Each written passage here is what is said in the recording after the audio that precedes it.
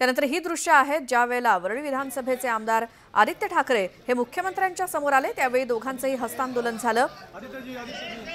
मात्र आदित्य ठाकरेंना थांबण्यास सांगितल्यानंतर म्हणजे माध्यमांचे प्रतिनिधी सांगत होते त्यावेळेला राहू दे असं म्हणून ते पुढे निघून गेलेले आहेत। मुख्यमंत्री देवेंद्र फडणवीस आणि आदित्य ठाकरेंची ज्यावेळी भेट झाली तेव्हाची ही दृश्य आहेत विधान भवनाच्या पायऱ्यांवरती हे दोन्ही नेते एकमेकांना भेटले। देवेंद्र फडणवीस आणि आदित्य ठाकरेंची ही भेट।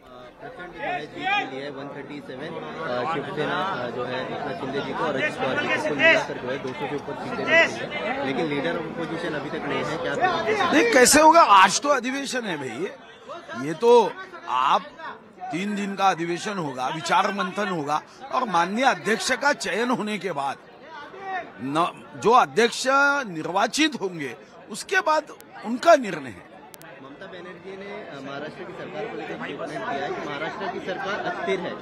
ममता बनर्जी ने कहा है कि महाराष्ट्र की सरकार अस्थिर है, मतलब स्थिर नहीं। देखो ऐसा क्यों कहते हैं मुझे पता नहीं, ये 5 वर्ष तो चलेगी ही चलेगी, अच्छा काम करके 2029 को भी चुन कर आएगी। मुझे लगता है कि इतने बड़े नेता ऐसे शब्दों का इस्तेमाल करना, तो ये शब्दों का इस्तेमाल करना उनके लिए घातक होता है, हमारे लिए नहीं। जनता ऐसे नेताओं पे कोई विश्वास नहीं रखती बाद में।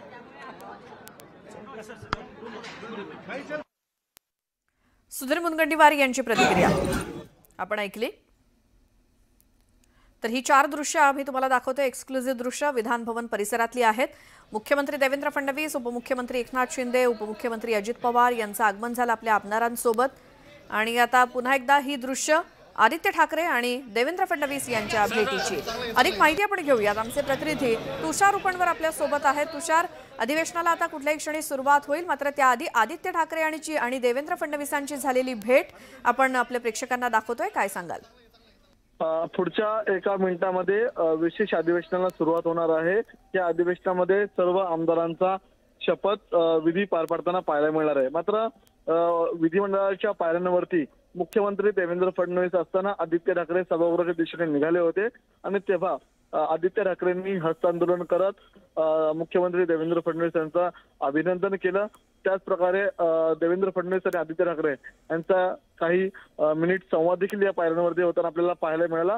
मात्र आता या अधिवेशनामध्ये असे अनेक गोष्टी घडताना दिसतील की त्यामध्ये विरोधी पक्षांचे आमदार जरी कमी असले तरी मोठ्या संख्येने देवेंद्र फडणवीस यांचा जो मैत्री आहे ती सर्व पक्षात असल्यामुळे अनेक पक्षातले नेते, ज्येष्ठ नेते हे त्यांना भेटीला येताना अभिनंदन करताना पाहायला मिळतील।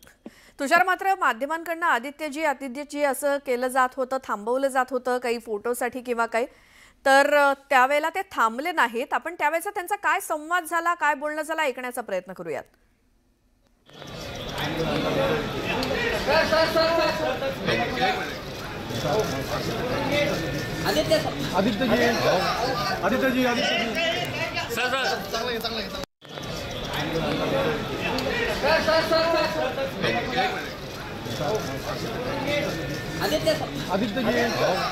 आदित्यजी